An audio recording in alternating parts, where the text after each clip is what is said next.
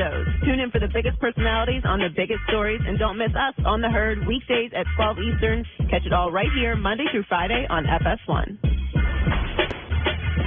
All right, welcome back. A couple of things. So Steven Jackson was on the show yesterday. I disagreed with him. If you missed the first 25 minutes of the show, I said I think this Laker job is brutal. It's the only city in America that an NFL team and an NBA team in the same city, the NBA team is significantly more valuable, more important, more scrutinized, and more talked about. You turn on sports talk radio in Los Angeles, the Rams are in first place. It's December. It's Laker talk all day. It's like the Yankees in New York, except to a greater level. You got Magic in the building, Kobe's agent in the building, Jerry West in the building, Phil yesterday was in the building, LeBron's on the team in the building, all sorts of stories, nobody's listening. Here's what Steven Jackson said about Luke Walton, who, by the way, his team's one game out of first in the West. It would be hard for me to play on that team and respect Luke Walton. Why? Because I played against him. What does that mean? I mean, he wasn't. I don't respect him. What? He won championships. If I was on Steve Kerr's coach staff, he got hurt, and I coached that team. Yeah. Would I be a great coach? He got considered a great coach after that. I don't think he's a coach for that team. I think LeBron is doing all the coaching. Oh, boy, I didn't like that at all. I love Steve didn't like that. Your interpretation of that? I mean, let's go through the NBA and find who the great coaches are. Greg Popovich didn't play in the NBA, right? Brad Stevens didn't play Division I basketball. He played Division III basketball, I believe. Steve Kerr had made a couple big shots with the Bulls, but even he would tell you, he averaged 6 points a game throughout his NBA career, right? What it takes to be a great coach. I actually think that Luke, having played for the Lakers, having played for Phil and worked with Steve Kerr, I actually think he has a lot of, and being the son of one of the all-time greatest players ever, I think it makes him more prepared for this job, which, as you properly put, there are so many chefs in that kitchen. Oh, God. It's amazing, right? You're trying to, how do I coach LeBron without ticking off LeBron or LeBron's guys? Plus, I got the LeVar thing, which is like a fifth or sixth story. You got Rob Pelinka and Magic Johnson. And I can tell you, based upon the people I've talked to, LeBron has been completely engaged and respectful. The story that Windhorst put out there that he talked to a scout and said LeBron blew off some of the play calls is inaccurate.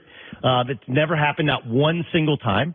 And by the way, the proof's in the pudding. They're playing far better basketball. They're more competitive more often. They're one game out of first. They play hard, Doug. That's a sign. They play hard. And LeBron seems to be bought into what Magic and he planned, which is, hey, the first three quarters, he really tries to move the basketball. He tries to play without the ball. Yep. And then when it's winning time, you know where I'm at. Give me the ball. Let's play as we've always played. And the other part of the philosophy, which so many people missed on, which you and I have discussed, is everybody said, why don't they go out and get shooters? Go out and get shooters. Do they eventually need to add a sniper or two when they're ready to compete with the Warriors, with the Rockets, with the Thunder? Absolutely.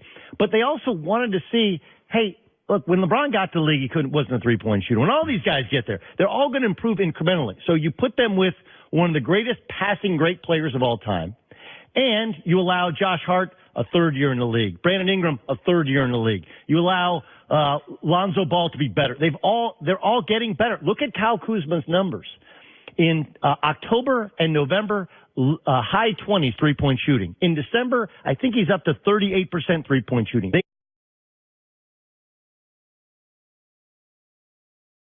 It grew organically from within, and then they're going to make some additions and subtractions in the offseason. It's funny because I thought Luke was a little overhyped when he took the job. Now I think he's wildly undervalued.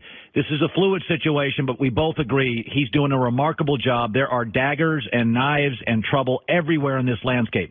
All right, tonight we have as good an NFL game as you're going to get. Kansas City is hosting a Los Angeles Charger team that is missing their top two backs, but the third back can actually play. The Chargers have done an unbelievable job putting this roster together. It is stacked. In fact, it's got less holes than the Rams cross town. This feels like one of these games, Doug. It's like going to New Orleans on Monday night. It's just going to be too loud and too much stuff, and it's Kansas City's Super Bowl, doesn't it? I don't think so. Well, I'll tell you why. I mean, we don't know. Melvin Gordon might play, might not play. Their expectations were him to not play, and he's going to warm up and see if he can go. But if he doesn't go, you got Justin Jackson, right?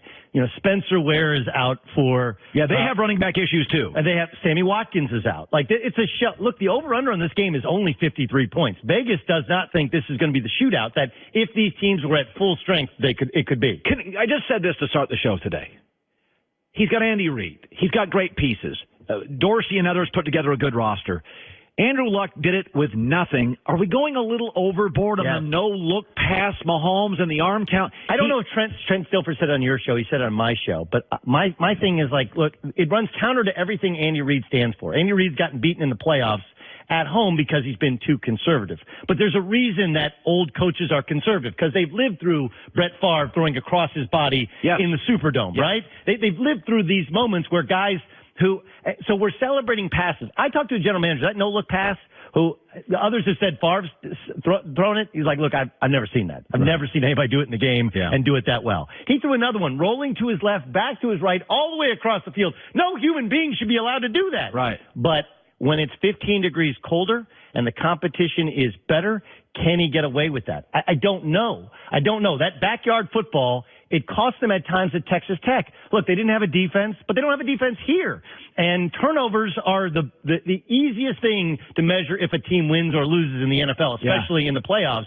And there is something to hey, is Pat Mahomes, because everybody's saying the no-look was awesome, all these passes are awesome, you get to January and try and do it, and it may cost your team a Super Bowl. Listen, we've generally had in the history of the NFL, and if I can go back to when I was a kid, we've had this one quarterback in the league that is the great ad-libber.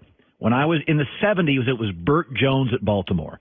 Nobody remembers Burt Jones. No, I don't. Number 7 for the Baltimore Colts. Literally never heard that name. Okay, no, Bart Jones was one of my favorite players. He was pre-Favre. Then there was Favre. Then there was Jeff George. They are ridiculous talents to the point where they're showing off a little. Yes. Like Favre, Jeff George. Yes. Bart's guitar solo goes a little bit too long. Got it. Yeah. And I feel that with Mahomes. It is a little show-off mechanism here. I get it. But I think we're going a little overboard. He has 7 turnovers and 2 losses in his 2 biggest games this year. Look, neither team's at full strength. The Chargers, I think they're going to get Hunter Henry back for the playoffs. That would be great. They're going to get, Melvin Gordon will be healthy. They probably have an all-pro as a rookie in their defensive backfield. Oh, Derwin James, a monster. He's amazing. The Chargers could get home field advantage throughout tonight if they win and win out. It could, because remember, the Patriots play against the Steelers. The Patriots could very easily lose again. Like, it's not out of the question. This is a huge game. The Chargers lost 9 in a row, and no one thinks they're actually any good, even though if you watch, they've been really good. Can you imagine the Chargers, Joy, hosting the AFC Championship in a soccer stadium? Yes. And with fans with either brand new Chargers shirts, be like, yeah, now we're a Charger fan, or really a road environment. Insane. It would just be, this is going to be on Fox tonight a great game. Doug Gottlieb, awesome work, buddy. Coming up next, you know my guy, Greg Cosell. It's The Herd.